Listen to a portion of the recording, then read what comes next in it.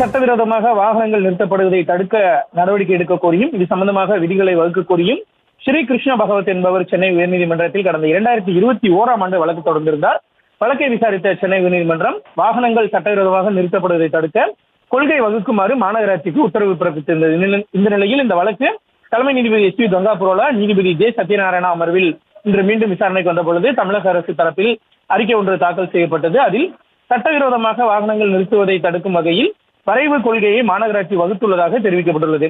மேலும் இந்த விவகாரம் தொடர்பாக தலைமைச் செயலாளர் தலைமையில் அதிகாரிகள் கடந்த 11ஆம் தேதி கூடி விவாதித்ததாகவும் அதில் பல முடிவுகள் எடுக்கப்பட்டுள்ளதாகவும் மாநகராட்சியின் வரைவு கொள்கை பல்வேறு துறைகளின் ஒப்புதலுக்கு அனுப்பி வைக்கப்பட்டுள்ளதாகவும் ஒப்புதல் கிடைத்த பின் 3 மாதங்களில் இந்த கொள்கை இறுதி செய்யப்படும் என்றும் தெரிவிக்கப்பட்டது. இதனை பதிவு செய்து கொண்ட நீதிபதிகள் சட்டவிரோத வாகன நிறுத்தத்தை தடுக்கும் கொள்கையை வகுத்த பின் அதை கண்டிப்புடன் பின்பற்ற வேண்டும் என உத்தரவிட்டு இந்த வழக்கை முடித்து வைத்து உத்தரவிட்டனர்.